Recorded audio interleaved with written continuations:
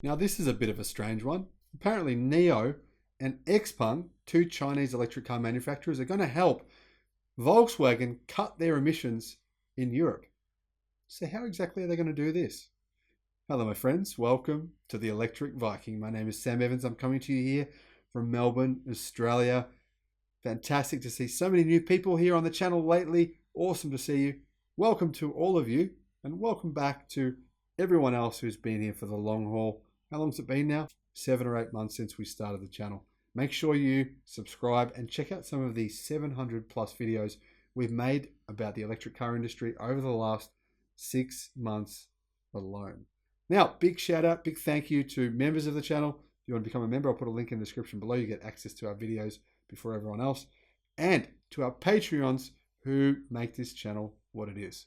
I'll put a link in the description below to how you can become a Patreon if you want to support the channel too. Now the CNAV Post has reported that as pure electric vehicle makers, NIO and Xpeng Motors are not only gaining recognition in China for their potential to cut carbon emissions, but they're also starting to show signs of doing so in Europe. NIO and Xpeng have joined Volkswagen's EU CO2 pool in 2021 and 2022 for the first time to help the car maker cut its CO2 emissions. German automotive analyst Matthias Schmidt said, citing official European Commission documents. So, in other words, Volkswagen are still paying other car makers to take their credits, their zero emissions credits, so they don't have to pay big fines. But this costs millions of dollars. Now, in addition to NIO and Xpeng, Geely's Lynk & Co brand was also included in the pool for the first time, bringing the number of Chinese automakers it includes to 6. Interesting. Chinese automakers are taking European dollars away and focusing it on building new factories in China. This is a little bit alarming if you are living in Europe, I think. Previously, Away's SAIC's MG and Geely's London electric vehicle company were already part of the pool, according to Schmidt. So it looks like in the Volkswagen pool, there's about 7 different electric car makers from China. I don't know why I think this is funny. To be honest, it's not good. It's concerning because already more than 50% of electric cars worldwide that are manufactured are made in China. And this is just giving them more money to invest in more factories. Well, that's good. It's also not good for stability in terms of keeping car manufacturing of electric cars in Europe. Now, both NIO and Xpeng have joined the pool for the first time and remain in 2022 also, as recent arrivals to Europe with limited volumes, mainly in Norway so far this year, Schmidt noted. But this does seem to suggest to me what NIO and Xpeng are saying and what Volkswagen CEO Herbert Diess is saying, right? What's he saying? He's saying, who are our competition? And what did he say to that, right? He said China's electric car manufacturers and Tesla. He didn't say BMW, didn't say Mercedes, didn't say Nissan, didn't say Ford. He said Tesla and China's electric car manufacturers. And this does suggest that some of these electric car manufacturers are going to start ramping up their shipments of EVs to Europe within the next year.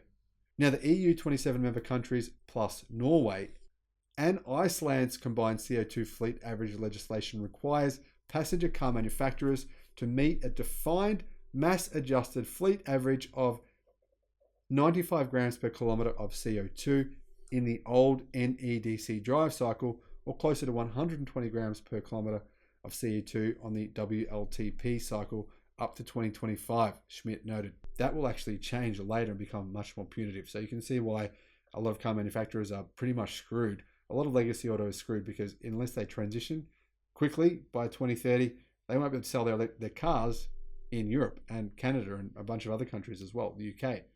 It's worth noting that in China, electric and conventional car companies appear to be in a similar position though. China released the dual credit policy in 2017, which is known as the Parallel Management Measures for Average Fuel Consumption and New Energy Vehicle Credits to Passenger Vehicle Enterprises.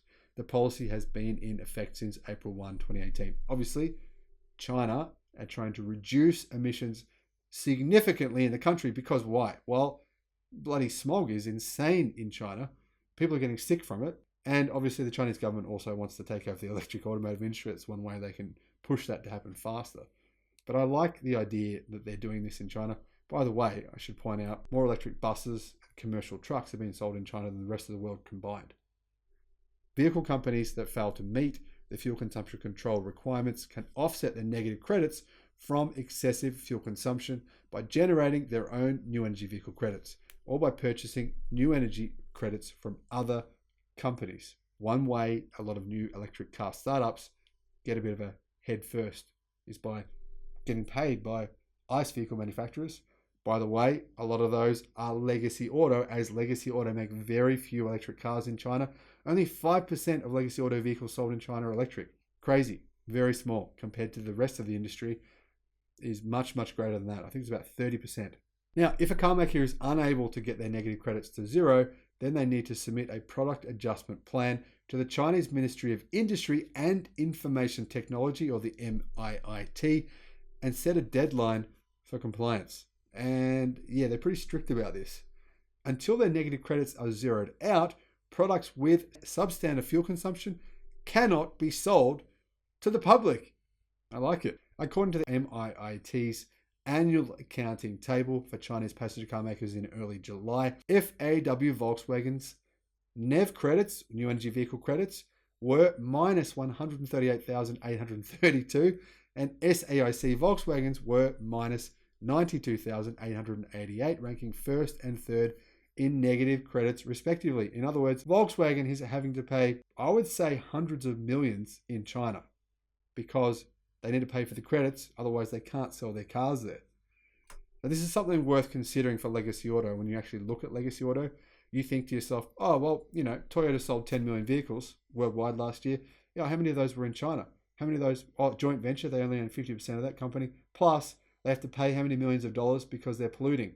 Yes, that is a significant factor for Legacy Auto in countries like China and Europe as well. Based on the price of about RMB 3,000 per unit of the credit, this means that Volkswagen needs to pay billions of RMB, by the way, not US dollars, hundreds of millions of US dollars, with carbon emissions in China. This is another way that Tesla still makes more money, right, from these ZEV credits. In a conference call following the November 10 announcement of third quarter earnings, William Li, founder, chairman, and CEO of NIO, said the majority of the company's regulatory credit sales were realized in the third quarter earlier than last year. NIO's Vice President of Finance, Stanley Kui, said regulatory credit sales generated RMB 517 million in revenue, adding that NIO's new energy regulatory credits reached 200,000 in the third quarter. NIO did not disclose which car companies had purchased their credits. Now, you can imagine, right? As electric car sales increase in China and Europe, well, what's going to happen for these car companies, that these startups, such as Xpeng and NIO, they're going to make more money, right? Then they're going to have more credits to give to those to sell to those manufacturers, or to jump in the same pool together with them. So that means the more vehicles they sell, the more money they make back from Legacy Auto. Legacy Auto, yeah, they're in big trouble. Big trouble. I've made numerous videos on why. This is just another reason for why they're in big trouble. Thanks for watching the video. Look forward to seeing you again on the next one. Bye-bye.